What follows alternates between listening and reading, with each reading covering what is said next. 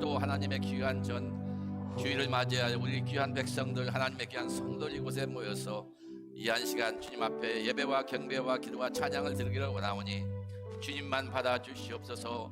감사하며 예수님 받도록 기도합니다. 아멘. 주의 손에 나의 손을 포개고 시작하겠습니다.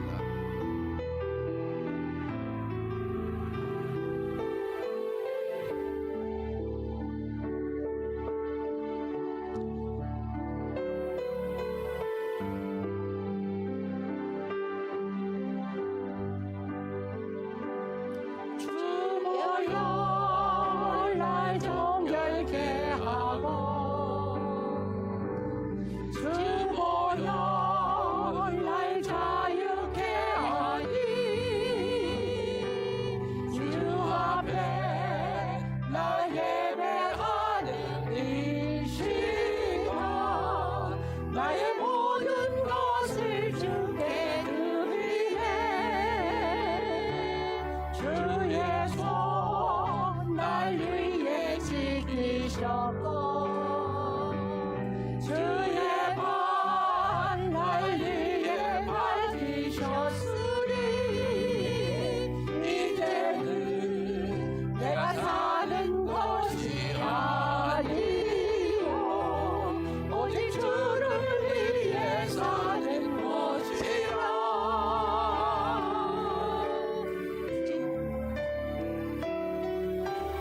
주의 손에 나의 손을 포개고 또 주의 발에 나의 발을 포개요.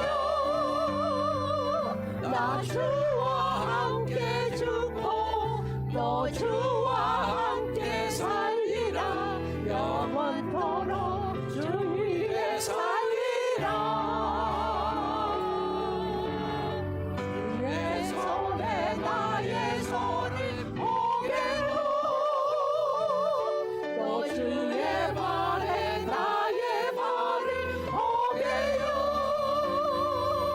나 주와 함께 죽고 또 주와 함께 살리라. 영원토록 주 위에 살리라.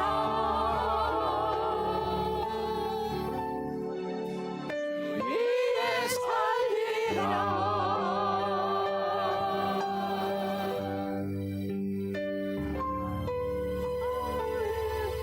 주와 함께 영원토록 주의 살리라, 주의 살리라. 아름다운 귀한 찬양 함께 해주시면 감사합니다. 다음 찬양 이어서 계속하겠습니다.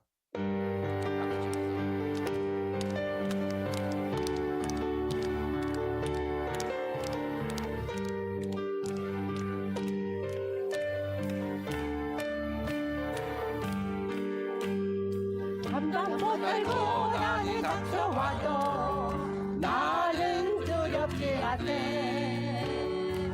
여호와의 손잡고 일어나 반드시 승리하리라. 여호와 만군의 하나님이 나에게 능력을 주시니 무슨 일을 만나든지 내가 승리하리라. 소돔 같은 재앙이 온다 해도 나는 두렵지 않네. 여호와는 내가 함께 이시며 피난처 되시는도다. 여호와 구원의 하나님이 나에게 새 힘을 주시니 무슨 일을 만나든지 항상 찬송하리라. 원치 않는 질병이 찾아와도 나는 두렵지 않네. 여호와의 치료의 손길이 내 몸을 감싸주시네. 여호와 창조의 하나님이 나에게 새 생명 주시니 무슨 일을 만나든지 항상 기뻐하리라.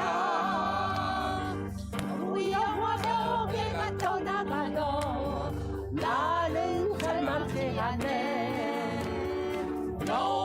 인하여 감사와 기쁨이 넘쳐나도다. 여호와 전능의 하나님이 나에게 지혜를 주시니 무슨 일을 만나든지 항상 감사하리라. 여호와 전능의 하나님이 나에게 지혜를 주시니 무슨 일을 만나든지 항상 감사하리라. 아멘. 아멘. 우리 영어권 한두 분 손님들이 교인들이 정기적으로 오십니다. 그래서 우리 이 시간에는 위해서 영어 노래로 간단한 찬송과 The Gathering and To The Gathering 우리 미국 손님들 위해서 교인들 위해서 같이 해드립니다. His name is wonderful.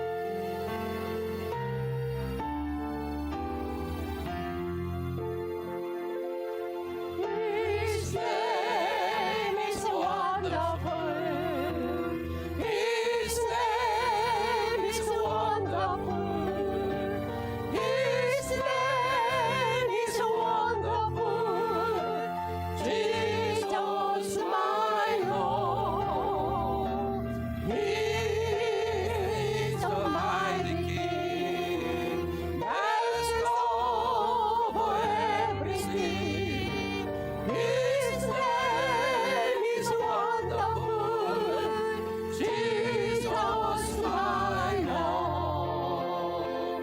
He's the great shepherd, the rock of ages, Almighty God is He. Bow down before Him, love and adore Him. His name is wonderful, Jesus, my Lord.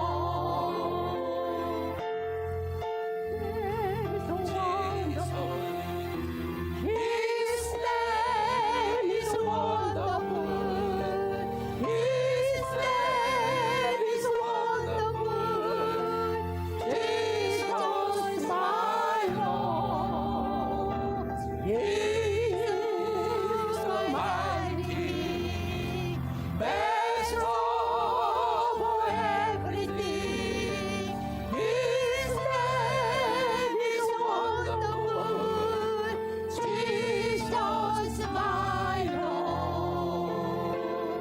He's the mighty King, the rock of ages, Almighty God is He. Bow down before Him, love and adore Him. His name is wonderful, Jesus, my Lord. 할렐루야. 할렐루야. 우리 다 이제 일어나셔서 마지막 찬양을 위해서 아버지의 사랑합니다. 함께 하시겠습니다.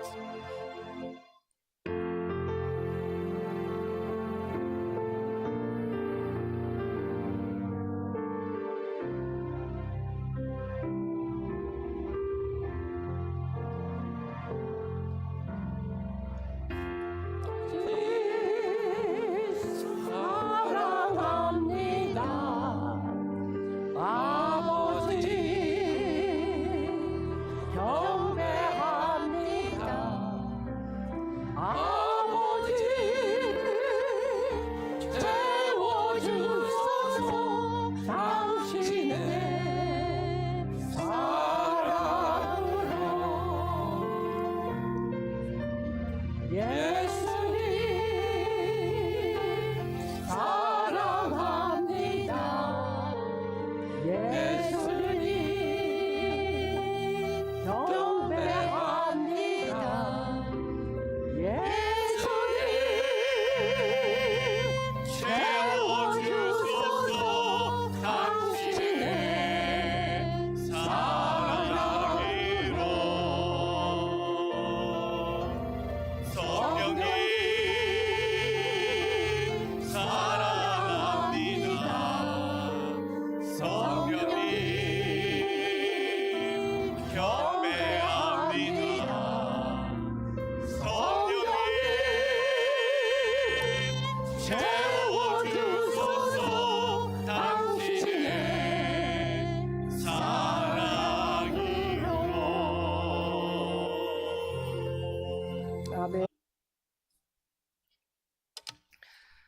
하나님의 말씀 누가복음 12장 41절부터 53절까지 말씀입니다.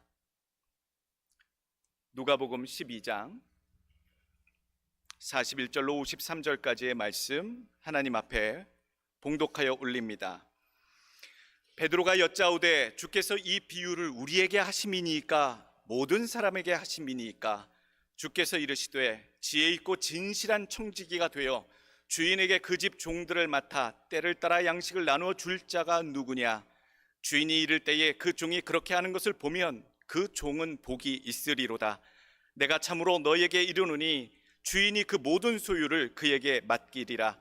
만일 그 종이 마음에 생각하기를 주인이 더디오리라 하여 남녀 종들을 때리며 먹고 마시고 취하게 되면 생각하지 않은 날 알지 못하는 시각에 그 종의 주인이 이르러 엄히 때리고 신실하지 아니한 자의 받는 벌에 처하리니 주인의 뜻을 알고도 준비하지 아니하고 그 뜻대로 행하지 아니한 종은 많이 맞을 것이요 알지 못하고 맞을 일을 행한 종은 적게 맞으리라.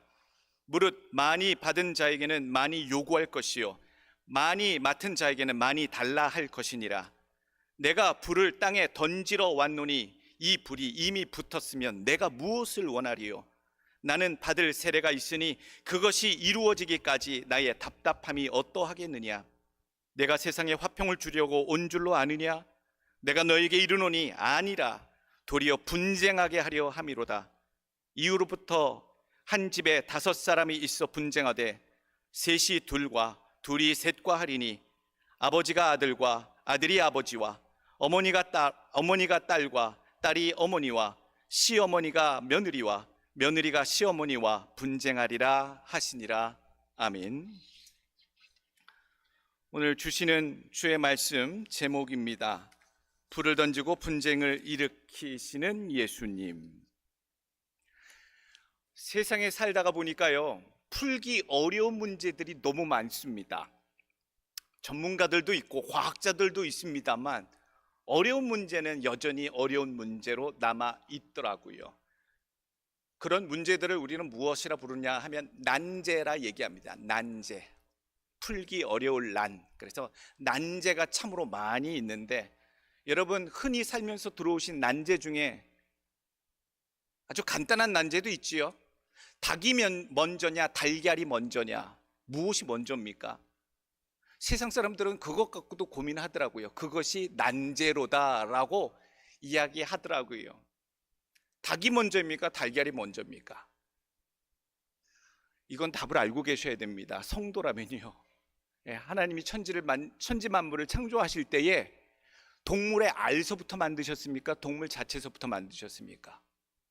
동물 그 자체서부터 하나님 만드셨잖아요. 하늘에 나는 것과 기는 것과 걷는 것과 헤엄치는 것과 하나님이 알부터 만드시지 아니하고 있는 형상 완전체에서부터 만드셨다면, 그 진리를 아는 성도고 기본 교육을 받았다면 닭이 먼저냐 달걀이 먼저냐라고 세상에서 고민스러워하는 이런 난제라고 얘기하는 것들에 대한 진리 답변이 무엇이다? 닭이 먼저다. 그걸 모르느냐? 우리는 안다라고 당당하게 말씀할 수 있으셔야 됩니다. 나도 모르겠는디? 이러시면 골치 아픈 것이지요. 우리는 답을 알고 있잖아요. 수없이 많은 자들이 세상 밖에서 세상 안에서 하나님의 진리 가운데서 진리를 찾지 아니하고 바깥에서 찾기 때문에 진리의 답을 구하지 못하고 아직도 고민하는 것을 바라보게 됩니다. 그래서 아직도 난제로 남아있는 것들이 많이 있지요. 난제라고 여겼던 것들을 답을 찾을 때에, 이야, 그 답이 성경 안에 있구나. 하나님의 진리의 말씀 가운데 놓여져 있구나. 이 우주가 어디서 왔고 어디서부터 시작됐고 인류의 시작은 어디부터인가? 과학자들이 아무리 고민해봐야 어려운 과정 아니겠습니까? 그때마다 증거물이 나타날 때마다 또 변화되고 또 달라지고 주장된 원리와 원리들이, 학설들이 변경되고, 얼마나 인간의 학문의 역사 속에 그것이 정답이 아닌 것들이 가깝게 노력하며 찾아왔었습니까? 그러나 우리는 단번에 그 답을 알잖아요. 온 우주의 기원이 어디로부터 누구로부터 말미암았고 인간이 어디로부터 왔는지 이미 답을 알고 시작하는 사람들이라고요. 고민할 필요도 없어요. 그런데 성경에 난제가 숨어 있더라고요. 성경을 읽었는데 성경이 하나님의 진리의 말씀인데 언뜻 보아서 이게 무슨 뜻인지 우리도 잘 모르는 문제가 가끔 성경 말씀을 접하다 보면 나오게 됩니다. 그것이 성경적인, 성경이 말하는 또 난제이겠구나. 그런데 우리가 그 난제를 하나님의 진리의 말씀 가운데 또 영감을 받아서 말씀을 통해서 알게 됐을 때 그 기쁨이 얼마나 크고 감동적인지. 오늘 본문 가운데 난제가 나왔어요. 난제가 어떤 난제인지 아시겠어요? 제목부터 보시면 심상치 않잖아요. 예수님이 불을 던지고 분쟁을 일으키시려고 이 땅에 오셨다라고 제목이 달려 있는 거 보면 이게 난제 아닙니까? 도대체 담임 목사가 무슨 생각을 했길래 제목을 이런 식으로 달았을까?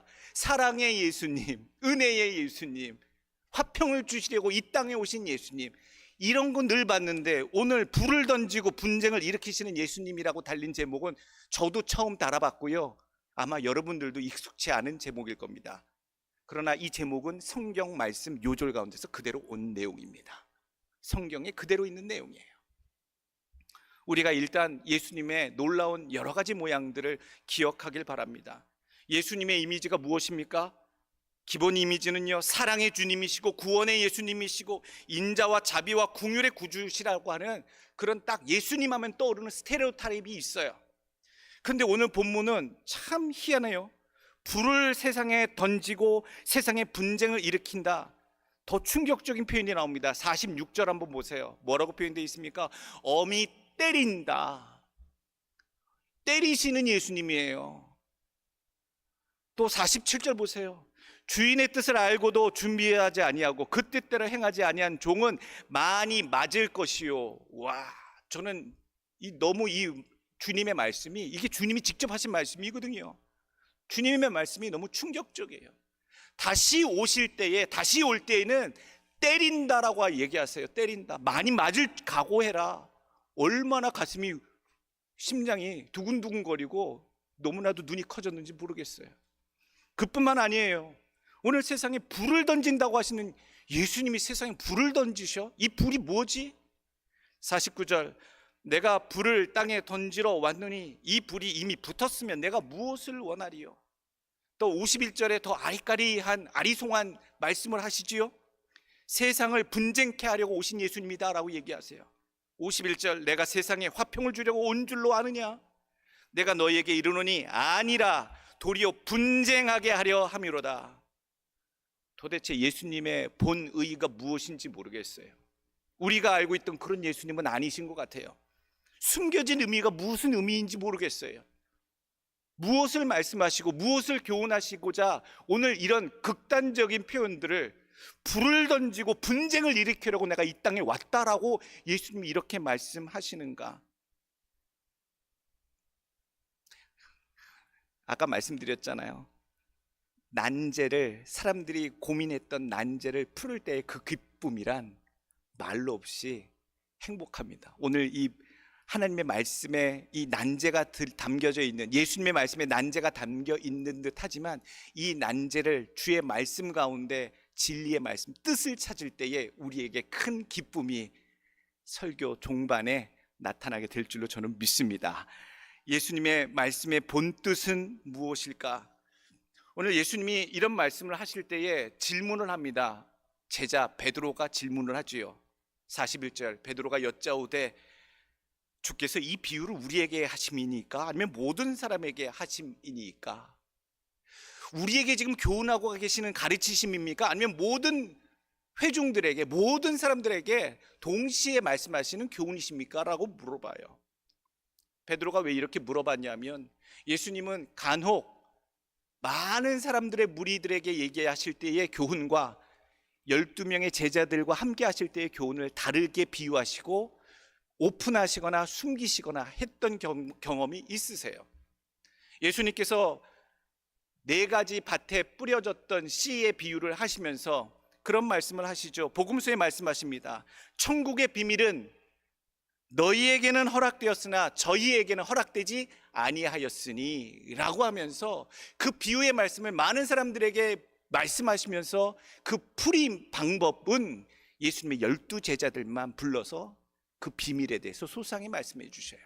그렇기 때문에 이 베드로가요, 예수님이 말씀하시는 이 비밀, 하나님의 말씀, 하나님의 진리의 말씀, 예수님이 직접 풀어주시는 말씀하시는 이 내용이 전체를 향한 것입니까? 아니면 우리들에게 기묘하게 비밀스럽게 하시는 것인지를 먼저 묻고 있는 거예요.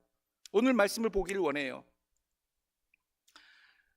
누가복음 12장 1절 말씀, 그동안 무리 수만 명이 모여 서로에게 밟힐 만큼 되었더니 라고 했어요. 예수님의 설교를 듣는 사람들이 수만 명이 되어서 지금 누가복음 12장 41절인데 누가복음 12장 1절에 보니까 수만 명이 되어서 서로 밟힐 만큼 많이 모였다.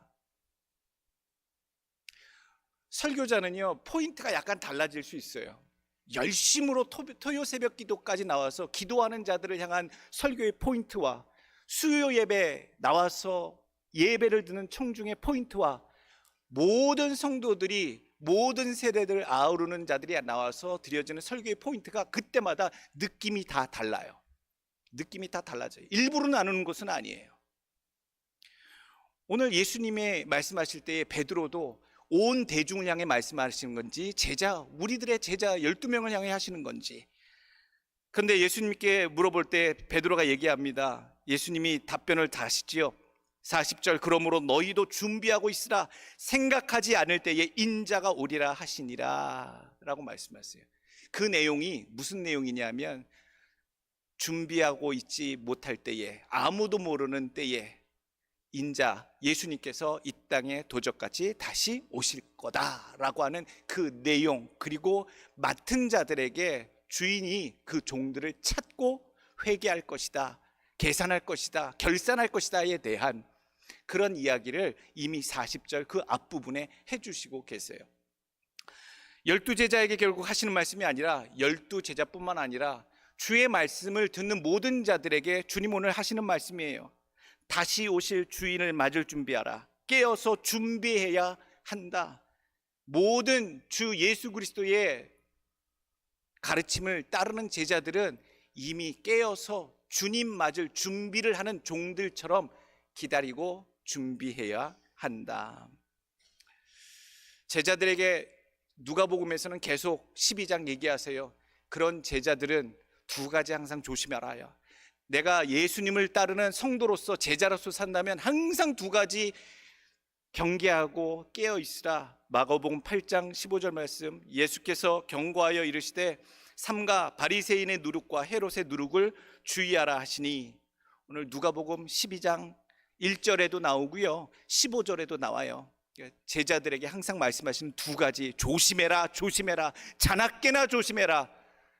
바리새인의 누룩, 예수 믿는다고 하는 외식하는 척, 쇼업, 믿는 척, 믿음 있는 척, 신앙 있는 척, 종교성이 있는 척, 거룩한 경건의 모양 있는 척 하는 쇼업, 굉장히 주의해야 한다. 진실된 믿음 아니면 안 된다라는 얘기하시고요. 두 번째, 헤롯의 누룩 무엇입니까?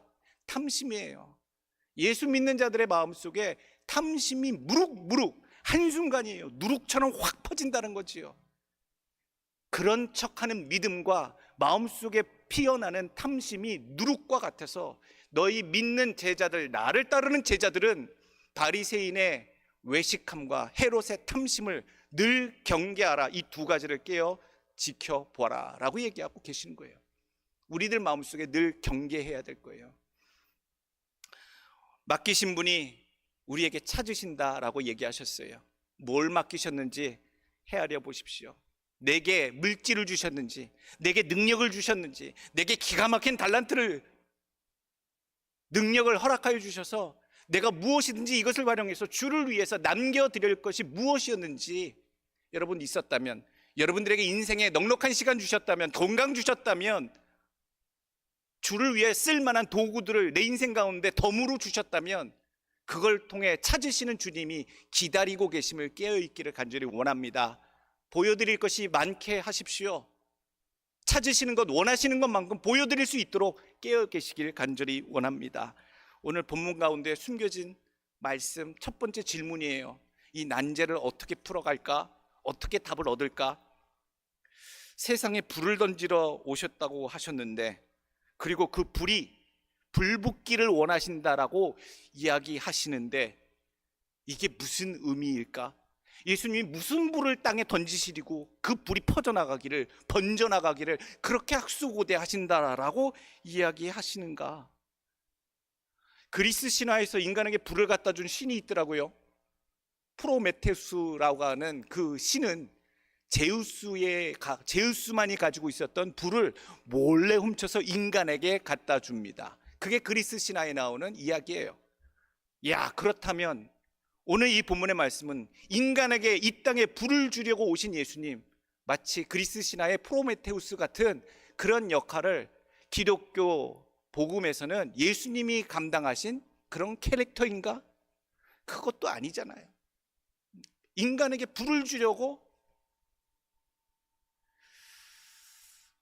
예수님이 이런 설교, 내가 세상에 불을 던지러 왔다, 불 붙기를 원한다 라고 하는 이런 설교를 소방서 앞마당에서 설교하셨으면 소방서 앞에서 이런 설교하셨으면 아마 예수님이 끌려가셨을 거예요. 아마 소방서 앞에서 내가 이 땅에 불을 주러 왔다, 내가 이 불이 번져. 캘리포니아에 얼마나 건조합니까? 거기에 불 붙는 일들이 많아서 모든 산림들이 피폐해지고 끔찍해졌는데 예수님이 이런 말씀의 내용을 하신다면 사람들이 많이 오해할 거예요. 무슨 뜻인지, 저 사람 위험한 사람이다, 말 속에 뼈가 있는 것이냐, 가시가 있는 것이냐, 무슨 의도이냐, 얼마나 찾고 묻겠어요. 불이라는 것이 무엇을 상징합니까? 불멸을 상징하고요, 영원을 또 상징하기도 합니다. 소멸을 상징하기도 하고요, 오늘 정화를 상징하는 물질이기도 해요. 또 분쟁을 상징하는, 불붙었다 라고 할 때 분쟁을 상징하는 단어이기도 하지요. 오늘 다시 한번 생각해 보길 원합니다. 49절, 내가 불을 땅에 던지러 왔노니 이 불이 이미 붙었으면 내가 무엇을 원하리요? 성경에 불이 여러 가지로 의미로 쓰였어요. 주로 이 불이 정결함으로 쓰였어요. 두 가지 물질이 정결함으로 많이 쓰여요. 물 가지고 날 씻든지, 불 가지고 나를 태우든지. 즉 물도 불도 씻기든지 태우든지 인간의 더럽고 추한 모든 것들, 죄성에 대해서 정결케 하는 물질로 성경엔 소개되고 있다는 얘기예요. 그런데 그렇다면 주님께서 말씀하시는 불을 내가 이 세상에, 이 땅에 던지러 왔다라고 하는 의미는 무엇인가? 50절에 그 뒤에 힌트가 나옵니다. 나는 받을 세례가 있으니 그것이 이루어지기까지 나의 답답함이 어떠하겠느냐. 내가 이 땅에 불을 던지러 왔는데 그 불이 무엇이냐 하면 받을 세례가 있는데 그것이 이루어질 때까지 나는 기다리는데 답답하다라고 말씀하시는 거잖아요. 불과 관계된 세례, 주님께서 그렇게 답답하게 기다리시는 그 사건, 주님이 아직 사역 중이세요. 생각해보면 예수님은 이미 세례를 받으신 분이에요. 요단강에서 사역을 시작하실 때에 이미 세례 요한에게 나아가사 요단강에서 세례를 이미 받으셨어요. 더 세례를 받으실 분이 아니세요. 필요하신 분이 아니세요. 그런데 본인이 내가 기다리고 있는 세례가 있다라고 얘기하세요. 무엇을 얘기하시는 것일까? 누가복음 3장 16절, 그 힌트가 서서히 펼쳐지기 시작합니다. 요한이 모든 사람에게 대답하여 이르되 나는 물로 너희에게 세례를 베풀거니와 나보다 능력이 많으신 이가 오시나니 나는 그의 신발끈 풀기도 감당하지 못하겠노라. 그는 성령과 불로 너희에게 세례를 베푸실 것이요. 예수님이 베푸시는 세례는 무슨 세례요? 성령 세례고 무슨 세례? 불세례구나 라고 요한이 예언하고 있잖아요. 선포하고 있잖아요. 그러니까 예수님이 약속하신 세례는 성령의 세례요 불세례구나, 그렇게 임하시는 역사가 곧 일어나겠구나. 사도행전 1장 5절 말씀, 요한은 물로 세례를 베풀었으나 너희는 몇 날이 못되어 성령으로 세례를 받으리라 하셨느니라. 예수님이 승천하시고 열흘 만에 오순절날 120여 명의 성도들이 그 마가의 다락방에서 기도하고 열심히 오실 성령을 기다리고 있을 때 성령님이 임하시면서 무엇처럼 임하셨어요? 성령님이 임하실 때 성경에 여러 가지 모양이 있어요. 바람 소리도 나기도 하고요, 구름이 같이 임재하기도 하고요, 예수님이 세례 받으실 때는 비둘기처럼 성령이 내려오시기도 했고요. 오순절 날에는요, 어떻게 내려오세요?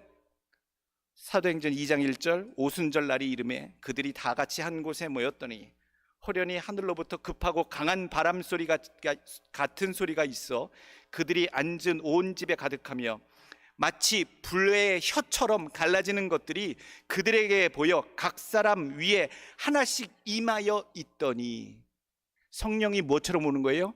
불같이, 불세례, 불성령이 오순절 날에 기도하고 있던 자들의 머리 위에 하나같이 임했다. 주님께서 말씀하시는 내가 기다리는 받을 세례가 뭐라? 불세례, 성령 세례, 성령이 임재하는 그 사건을 기다리고 있어. 내가 지금 심히 답답하다 말씀하시는 거예요. 오늘 예수님께서 그래서 불을 이 땅에 주러 왔다. 이 불이 무슨 불입니까?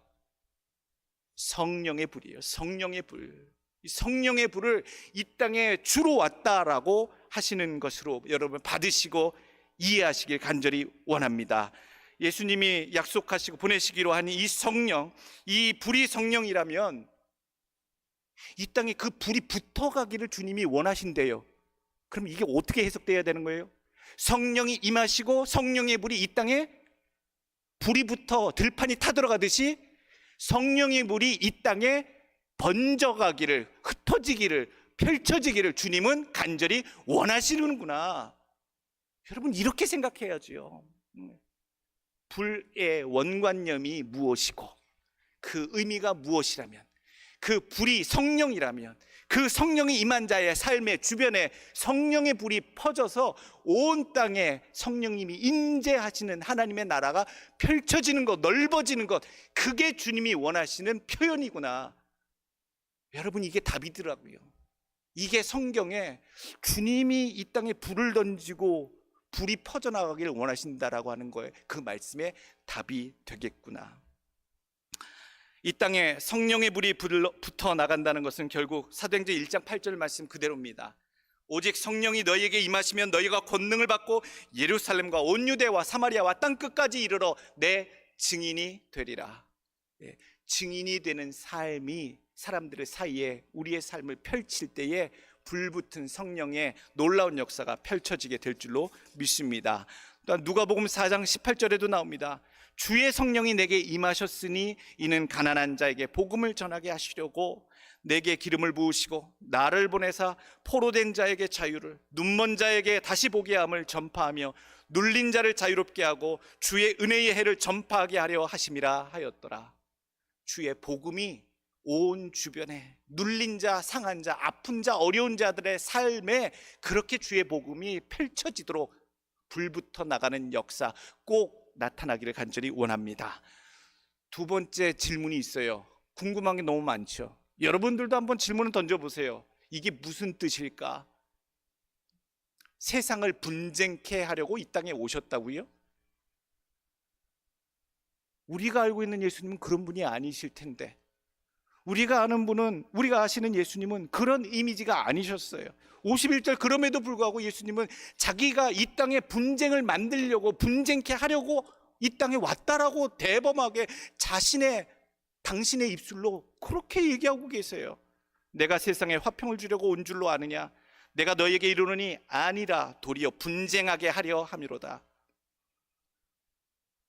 평안을 주시는 분이, 화평을 주시는 분이, 우리에게 위로를 주시는 분이 분쟁을 주러 오셨다고요? 이사야에서도 말씀하고 계세요. 53장 5절 말씀. 그가 찔림은 우리의 허물 때문이요 그가 상함은 우리의 죄악 때문이라. 그가 징계를 받음으로 우리는 평화를 누리고 그가 채찍에 맞음으로 우리는 나음을 받았도다. 주님 때문에 오히려 화평을 누리고 평화를 누리고 나음을 받고 해결됐는데, 오늘 주님은 분쟁이 이 땅에 나 때문에 시작된다라고 얘기하시잖아요. 어떻게 이해하셔야 되겠어요? 누가복음 12장 58절, 오늘 본문 바로 뒤입니다. 오늘 본문 53절까지 끝나는데 바로 58절에 예수님 뭐라고 하시냐면, 네가 너를 고발하는 자와 함께 법관에게 갈 때에 길에서 화해하기를 힘쓰라 라고 얘기하세요. 주님께서 분쟁을 좋아하시는 분이 아니에요. 싸움꾼이 원래 아니시잖아요. 트집 잡고 늘 그렇게 클레임 거시는 분이 아니에요. 오히려 문제 있는 것을 속히 해결하라고, 화해하라고 이렇게 끝까지 교훈하고 계시는데, 주님은 당신의 입으로 분명히 나는 분쟁을 행하게 하려고 이 땅에 왔다라고 말씀하고 계세요. 이 분쟁하다라는 단어를 한번 보셔야 돼요. 이 분쟁하다, 성경에는요 분쟁하다 디비전이라고 돼 있어요. 디비전, 나뉘다, 갈라지다, 쪼개지다 이런 뜻이에요. 분리되다. 그리고 51절 계속 이어지는 단어들 뒤에 보게 되면 그 against divide라는 단어랑 이어서 써요. 디비전과 디바이드, 즉 계속 나뉘어지다, 좋게 나뉘어지는 게 아니라 against라고 하는 전치사는 뭐예요? 대항하여, 싸워서 나뉘다라는 의미예요. 그러니 가족 안에서, 가까운 사람들 안에서, 주변에서 자꾸 분투해서 나뉘어지는 일들을 위해서 주님은 이 땅에 오셨다라고 얘기하고 계시는 거지요. 잘 생각해 보세요. 주님이 이 땅에 오심으로 나뉘어지고 있어요. 뭘 그렇게 나누시려고 그러세요? 쪼개시려고 그러세요? 분리시키려고 하시는 것일까? 고민해 보세요. 주님이 이 땅에 오셔서 분리시키려고, 나누려고 하시는 게 무엇일까? 죄악된 세상에서 하나님 나라로 사람들의 삶을 나누고 계시다라는 이 얘기예요. 세상과 구별되어지는 하나님의 역사, 예수님의 역사가 분쟁의 역사로 표현되고 있다라는 얘기예요. 예수님이 이 땅에 오셔서요 그 일이 시작되었다라는 얘기예요. 이 땅은 원래 하나님의 나라가 아니지요. 타락했어요. 죄인들이 가득한, 죄인들이 살던 곳은 죄인의 나라고요. 죄인들은 누구에게 속한 자예요? 사탄 마귀에게 묶인 자들이잖아요. 결국엔 사탄 마귀가 판을 치는 삶이 이 땅이더라고요. 성경 말씀에 나옵니다. 에베소서 2장 2절 말씀. 그때에 너희는 그 가운데서 행하여 이 세상 풍조를 따르고 공중의 권세 잡은 자를 따랐으니 곧 지금 불순종의 아들들 가운데서 역사하는 영이라. 이 세상의 모든 주도권은요 누가 갖고 있어요? 하나님이 갖고 계신 거라고 생각하시는데, 성경엔 누가 갖고 있다고 그래요? 이 땅의 주도권은 공중 권세 잡은 자, 즉 불순종의 아들들 가운데서 역사하는 영, 사탄 마귀가 온 세상 가운데 휘잡고 있어요. 그래서 온 세상의 많은 사람들이 죄 가운데서 벗어나지 못하고 죄를 짓고 살고 있는 거 아니겠어요? 그래서 우리는 날마다 분투하는 거 아니겠어요? 살아남으려고. 사탄 마귀의 그 대세 속에. 영화 얼핏 보니까요 12권은 그 무슨 조폭 같아요. 조폭이 나와서 지나가는 사람한테 행패를 겁니다.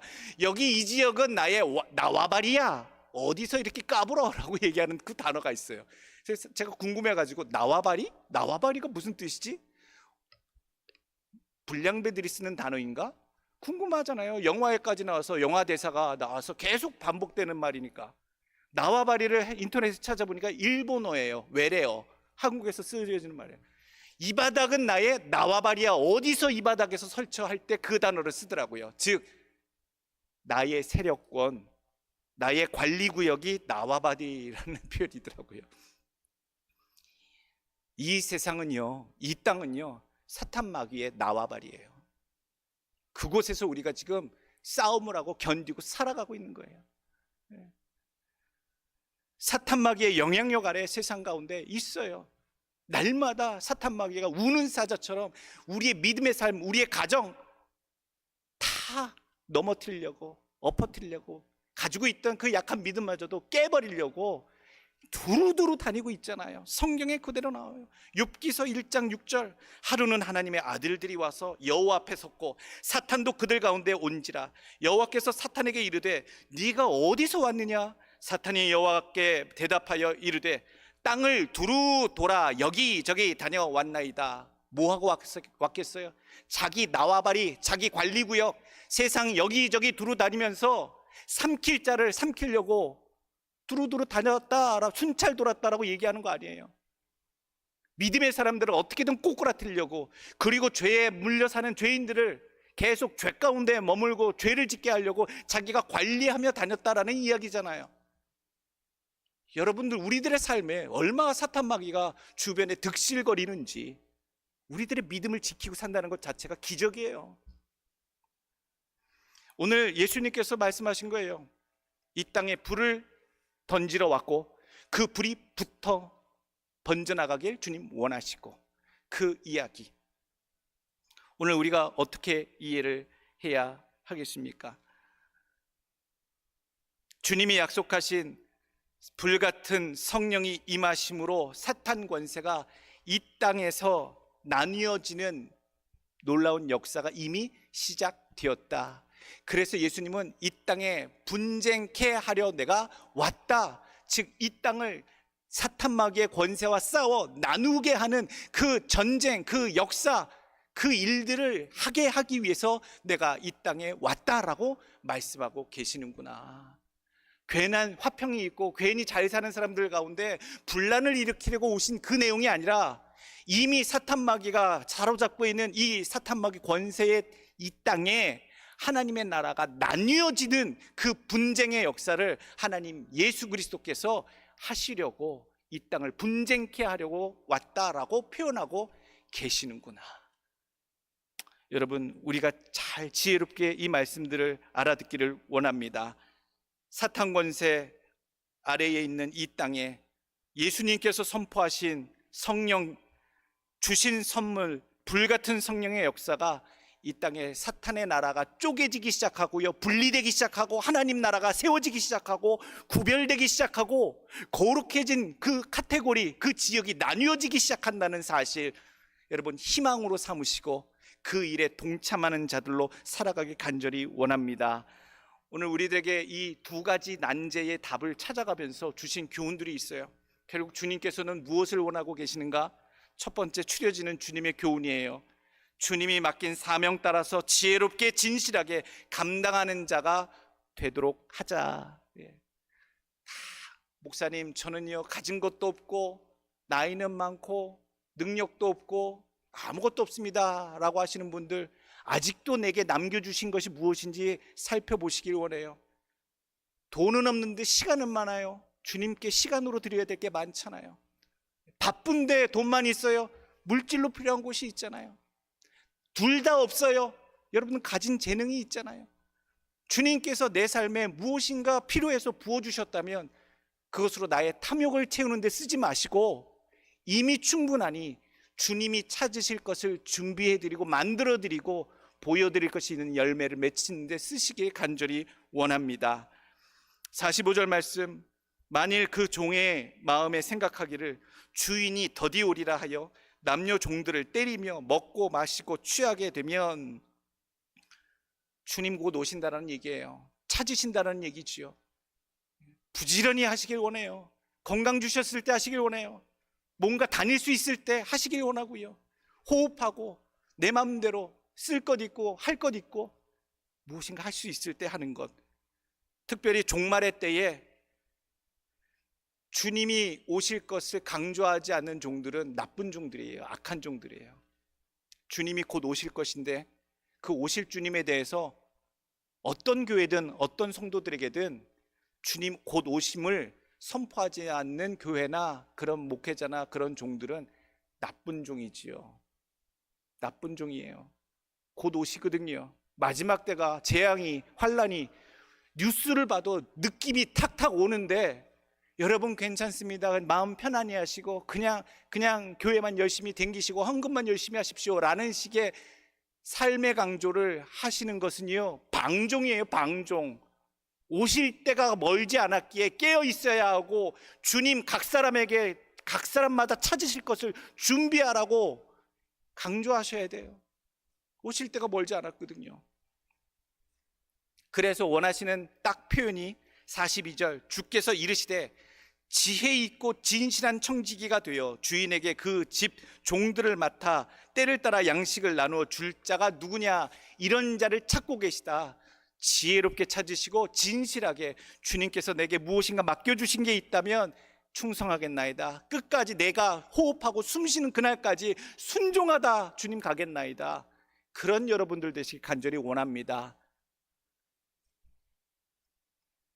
맞지 마십시오. 주님 때리신대요. 많이 준 자는 많이 찾을 것이고 많이 달라 한 자는 많이 찾을 것이고, 주님 때리신다라고요.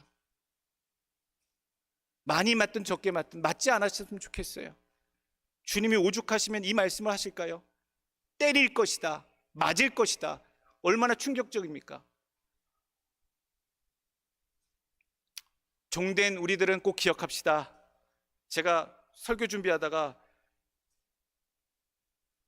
시조 비슷하게 생각이 나서 했어요. 만들어 봤어요. 그때 가신 우리 주님, 더디 온다 방종 말고, 모자란다 좀 더 달라 생떼 쓰지 아니하고, 오주님 성령의 불로 주님 나라 세우소서. 오늘 본문 준비하다가 문구가 떠올랐어요. 그래서 이렇게 해봤는데, 이렇게 여러분들 외치시며 이미 주님께서 주신 것으로 자신의 사명을 잘 감당하는 제자로 살아가시길 간절히 축원합니다. 두 번째 주시는 교훈의 말씀, 성령 충만함을 받아서요 복음으로 하나님 나라를 세워가십시오. 전도 안 하시는 분들은 올해 내년 열심히 전도하십시오. 열심히 전도하십시오. 우리 교회로 인도하시든지 어느 교회로 인도하시든지 하나님의 복음의 길로 주변에 믿지 않는 죽어가는 자들 있으면 전도하시길 바라요. 그게 주님이 원하시는 불이 붙어 퍼져나가는 걸 원하시고 계시다. 사도행전 1장 8절, 오직 성령이 너에게 임하시면 너희가 권능을 받고 예루살렘과 온 유대와 사마리아와 땅끝까지 이르러 내 증인이 되리라 하시니라. 여러분들이 땅끝까지 이룰 수는 없습니다. 간혹 해외여행 가시면 하실 수 있겠습니다만 땅끝에 현실을 살고 있는 분들이 어떻게 가십니까? 여러분, 지금 있는 여러분들의 삶 속에서 먼저 전도부터 하십시오. 그리고 가능하면 사마리아, 예루살렘과 사마리아 온 유대와 땅끝이에요. 내가 할 수 있는 역량, 그 카테고리 안에서 증인된 삶을 살아가는 거예요. 우리 대신 누가 들어가 있어요? 땅끝에는 이미 선교사님들이 들어가 있어요. 내 삶 속에서, 내 현장에서 복음 증거자가 되어서 하나님 나라를 세워나가시는 여러분들 되시길 원합니다. 그냥은 안 될 겁니다. 목사님, 사람들이 교회 가자 그러면 싫어해요. 예수 믿자 그러면 고리타분하다고 밥도 안 먹으려고 그래요. 맨정신으로 못 하십니다. 성경은 그래서 말씀하십니다. 성령 충만함을 받으라. 성령이 여러분들 마음속에 불같이 임해야 전도가 돼요. 용기를 받아요. 그래서 분쟁하고 분투하는 곳에 뛰어들 수 있게 되는 것이지요. 여러분들 올해 내년에 성령 충만함을 받아 내 주변에, 나는 왜 생명을 받아 천국의 소망으로 살아가는데 어차피 저 사람 죽을 거 뻔히 알면, 지옥 갈 게 눈에 확인되면 어떻게 우리가 가만히 있어요? 우리 남편 지옥 갈 것 같아요. 우리 아내 지옥 갈 것 같아요. 내가 안 봐도 훤해요. 거듭나지도 안 하고요. 나이롱 신자예요. 그런 분들 주변에 있으면요, 제대로 전도하세요. 생명을 받은 자가 생명을 전하지 않는 것도 방종입니다. 오늘 성령 충만함을 받으셔서 내가 있는 삶의 현장서부터 주님을 향한 증인의 삶을 열심히 살기로 다짐하는 여러분 되시길 간절히 원합니다. 세 번째 주시는 교훈의 말씀 마지막입니다. 자, 가까이 이미 시작된 분쟁, 영적 전쟁에서 승리하도록 힘쓰시길 원합니다. 어떻게 싸우냐고요? 이미 가까운 데서 전쟁은 시작됐어요. 52, 53절 보시면 집안 다툼이 난다라고 얘기했어요. 내가 예수를 믿는 그 순간 집안 내에서부터 다툼이 날 것이다. 가족끼리도 난리가 날 것이다. 예수님 말씀이시잖아요. 53절, 아버지가 아들과 아들이 아버지와 어머니와 딸이 어머니와 시어머니가 며느리와 며느리가 시어머니와 분쟁하리라 하시니라. 예수님이 말씀하신 이 이유가 그거예요. 내가 예수를 믿기 시작하면서 시작된 하나님의 나라가 우리 집안에 펼쳐질 때에 기존의 세상의 사탄의 가치관과 못된 욕심과 욕망대로 살았던 다른 가족들과 부딪히는 일들이 날마다 있을 거라고요. 부부끼리도 있을 것이고요, 자녀들끼리도 있을 것이고요, 부모 자식 간에 형제 간에도 있을 것이다라는 거예요. 어디서부터? 내 아주 가까운 가족서부터. 한 집안에서 이미 가까운 내 삶에서 영적 전투가 시작되었습니다. 그래서 우리가 싸우긴 해야 돼요. 하나님 나라가 선포되고 우리 집안이 하나님이 다스리시는 하나님의 나라가 되기 위해서 하나님, 내 아내를 전도해야 하고 내 남편을 전도해야 되고 내 자식들을 전도해야 되고, 하나님 이 싸움을 언제까지 어떻게 해야 합니까? 물리적으로 싸우라는 얘기가 아니에요. 이혼하라는 얘기가 아니에요. 자식들 예수 안 믿는다고 호적에서 지으라는 얘기가 아니에요.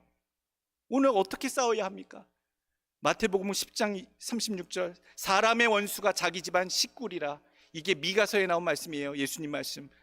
미가서 7장 6절, 아들이 아버지를 멸시하며 딸이 어머니를 대적하며 며느리가 시어머니를 대적하리니 사람의 원수가 곧 자기 집안 사람이로다. 우리 집안에서도 그럴 거예요.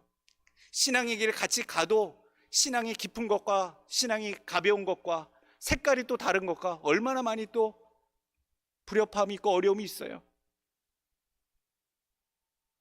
어떻게 싸우냐고요? 어떻게 싸우실래요? 부부싸움 할 것도 아니고 자녀들을 호통칠 것도 아니고 어떻게 영적인 싸움을 할 것이냐? 비결은 딱 한 가지입니다.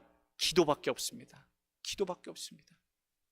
우리의 모든 것들, 가족과 싸울 수도 없고 가족을 대적하여 내쫓을 수도 없고 이혼할 수도 없는 것, 우리가 할 수 있는 영적인 전쟁, 하나님의 나라가 우리 가정에 내 삶에 임하게 하기 위해서는 기도밖에는 없다라는 얘기. 마가복음 9장 28절 말씀, 집에 들어가시며 제자들이 조용히 묻자오되 우리는 어찌하여 능히 그 귀신을 쫓아내지 못하였나이까? 이르시되 기도 외에는 다른 곳으로는 이런 종류가 나갈 수 없느니라 하시니라. 사탄 마귀가 다스리는 이 땅에는요, 온갖 귀신들이 날치고 다니고 그 귀신의 유혹에 홀려 사는 사람들도 있고 빠진 사람들도 있고 영향력을 얼마나 받는지 몰라요. 그 모든 것들을 쫓겨나가게, 물러나가게, 역사가 이루어지게 하려는 것은 무엇밖에 없다? 기도 외에는 없다. 여러분들 기도하시길 원합니다. 집에 가셔서 안 믿는 가족들 대놓고 교회 안 간다고 타박하지 마시고요, 그냥 꼭 껴안고 내가 너를 사랑해서 내가 가는 그 전성이 있다면 내가 너를 같이 데리고 가고 싶은 그런 마음이 있어서 내가 너를 위해 기도한다. 네 마음 문이 열리기를, 내가 구원의 길에 같이 가기를 간절히 원한다. 배우자를 위해 그렇게 기도하시고요, 자녀들을 위해 기도하시기 간절히 원합니다. 캐나다에서 목회할 때 여청년이 하나가 왔어요. 자기 집안은 딸 셋이고 자기 엄마 아빠는 날마다 점 보러 다니는 게 취미고 무당말 복채 두둑히 준 용한 무당 쫓아다녀서 사업하고 일하는 게 자기네 집의 특징이래요. 근데 자기만 이단처럼 특별나서 예수 잘 믿는 남자친구 만나서 어쩔 수 없이 남자친구가 너무 요구하는 바람에 예수님을 믿게 됐다고. 캐나다에 있을 때 저희 교회를 찾아왔어요. 지금은 예수님을 남자친구 때문에 믿지만 시간이 지나니까 목사님, 이제 남자친구의 강요 없이도 저는 예수님을 믿을래요, 세례 받을래요 라고 해서 그 청년이 결국은 세례를 받았어요. 2년 동안 밴쿠버에서 공부 잘 하다가요, 연수 마치고 한국으로 갔어요. 근데 한국에 가서 가끔 전화가 와요. 연락이 와요. 목사님, 집에 갔더니요, 얼마나 엄마 아빠가 나를 두드려 패는지 모른다고. 우리 집안에 예수신 끌고 들어왔다고, 얼마나 때리고 힘들게 하고 그런지 모른다고. 그때마다 기도했다고. 우리 엄마 아빠 구원해달라고, 내 여동생들, 내 친동생들 구원받게 해달라고 그렇게 기도했다고. 근데 정말로 기적은 일어났다고 연락이 왔어요. 어느 날 갑자기, 목사님, 페이스북으로 왔어요. 우리 엄마 아빠가 변하셔서 세례받고 집사님이 되셨어요. 야, 너희 집은 원래 그런 집이 아니잖아. 너희 집은 원래 무당의 모든 가르침과 인도함을 받으면서 용한 점집 찾아다니면서 그렇게 하는 집이라며. 우리 엄마가요, 저를 두들겨 패고 힘들게 하더니만 어느 날 그러시더라고요. 예수신이 더 센 것 같으니 잡신들 섬기지 말고 온 가족이 통일해서 예수님한테 복 빌어 달라고 해서 한 길로 가자. 그럴 바에는 예수를 제대로 믿어보자. 그러더니 자기가 다니는 교회에 나오기 시작했고 1년 만에 세례받고 집사님까지 됐다라고 연락이 온 거예요.